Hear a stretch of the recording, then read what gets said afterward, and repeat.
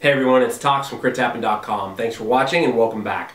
We're here in the film room with another critical preview of a Kickstarter game, this time from Ape Games, called RARRR, or RARRR. RARRR is a very fun, very interesting style Smash City type game.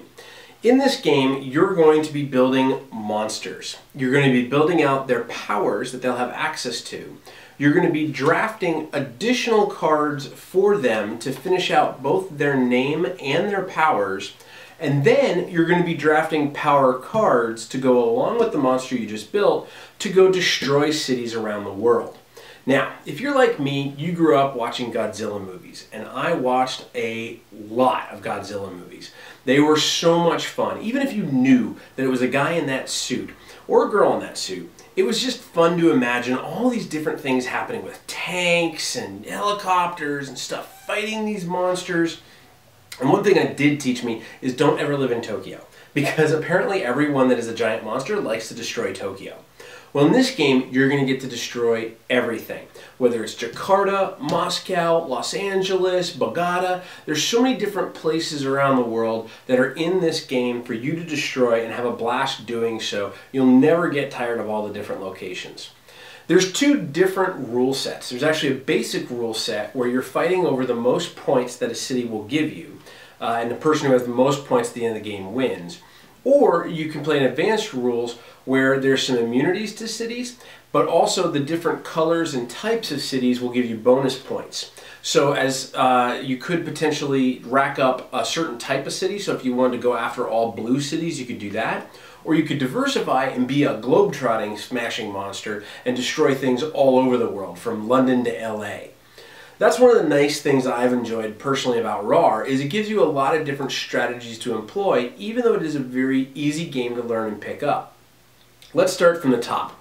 The first thing you're dealt is a monster card. In this case, we have Mo, the monkey. Now, Mo has 2 electricity and 2 fire symbols underneath him. In the game, there's 4 different types of attacks. There is radioactive, there is electricity, there is fire, and there is toxic. Toxic, of course, is my favorite. That's just my own personal opinion. You can choose whichever you like. But in this deck of power cards, you're going to be able to play sets of power cards. And by sets, I mean of the same type, to destroy these cities. The game takes place over different phases. The first phase is building your monster. Once you have your monster card, you're then going to get 3 katakana cards. And these are going to have additional symbols along the bottom, as well as more names. Because let's face it, Mo doesn't strike fear into the hearts of our good citizens. However, if I were to draft 2 additional cards like Za and Ba, I now go from the mighty Mo to the mighty Mozaba. And that is someone I don't want to mess with. In addition, you have access to more powers. So let's take a look at Mozaba. Mo started with 2 electricity and 2 fire. Mozaba has 4 electricity, 4 toxic, 3 fire, and 1 radioactive. Now what does that mean? Well, the next phase of the game is going to be drafting power cards. Power cards have symbols for the different types of energy attacks you can do. They also have different values of 1, 2, or 3. You're going to get 12 of these. You're going to draft them out in fashion like normal drafts. You're then going to play sets of cards with higher numbers equaling more damage. However, the way cards are played is a little different. For example, let's say that I decided I'm the first player, I have the Angry Monster card in my hand. We've gone through and drafted our monsters, we've gone through and drafted our power cards. I then choose from a set of cities that are out in front of us, and these cities will refresh each round, that I decide I want to go after Moscow, because Moscow is worth 5 points. I'm going to put this off to the side so that everyone knows that that's the city that we're fighting for. And then I choose to either pass or play a power set or multiple power sets from my hand to the table to increase my power. So the maximum amount of cards in a set you can play is equal to the maximum number of symbols on your monster, including the katakana cards. So let's say I want to open with 3 toxic cards. I have the ability to play a maximum of 4. In this case, I'm going to play 3. The first thing I do is I add up my cards, which in this case is 3, 1, and 1. So that's a total of 5 damage. Then I multiply that by the number of cards I played. So 5 times 3 is 15.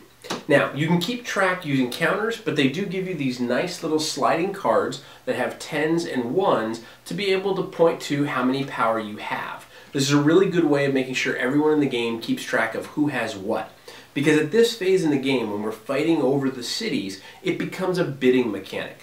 So I have played 15 power. If I wanted, I could play additional cards as well.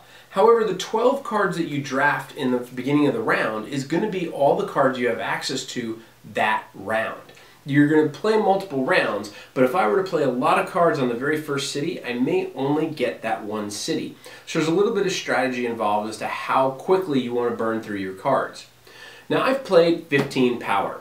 In addition to that, there are also wild cards.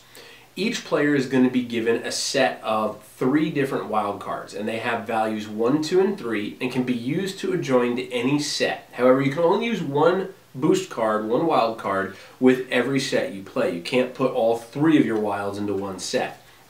That means if I were to add this to my set I played, I would go from 15 power to now I have a total of 5 plus 3 is 8. 8 times 4 is 32 power. So that 1 card can add quite a bit to someone's power. You can only use 1 boost card per set that you play, but that can greatly impact and swing the bidding, or the bashing as we like to call it, onto these poor cities.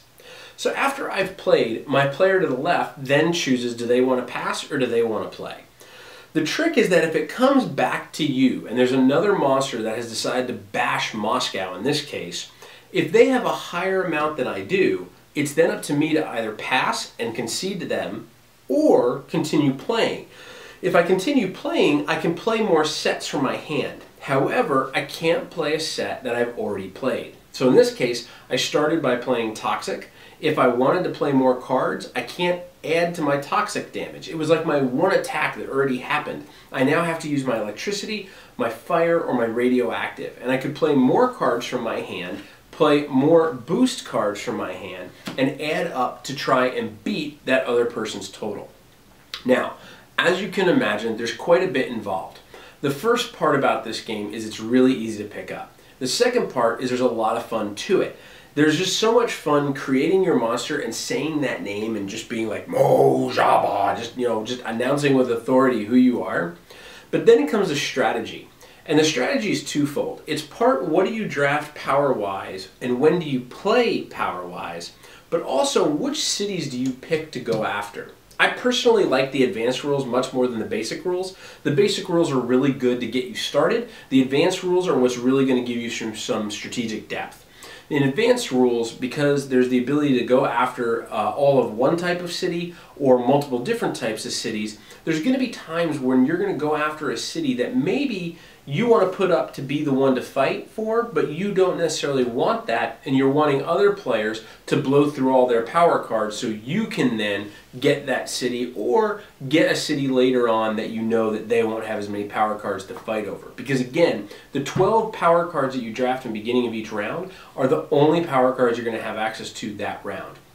One nice thing that I did fail to mention, if in the matter of all this fighting you decide to pass, if you have played power cards already, you can choose 1 card from one set and bring that back to your hand.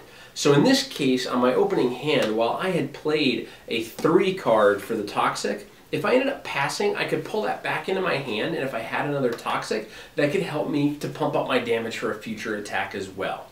So there's a little bit of strategy, a lot of fun, and a lot of, in my opinion, actually really cool artwork. This is not ever indicative of the final copy of what you could be backing on Kickstarter, but this is one of the better prototypes that we have been given. The box is obviously very simple, but the artwork is pretty close to final, I believe, from looking at what I'm seeing here. As always, your mileage may vary, and what is final should be noted on the Kickstarter page, so I would highly suggest to check that out for more information. But we have enjoyed our time with RARRR, whether it's just saying the names or whether it's playing the game. If this is of interest to you, whether you like the gameplay mechanics, the artwork, or the theme, you can check out their project by looking in the links below in our Kickstarter video links, and also at the end of this video there will be a link to their Kickstarter project as well.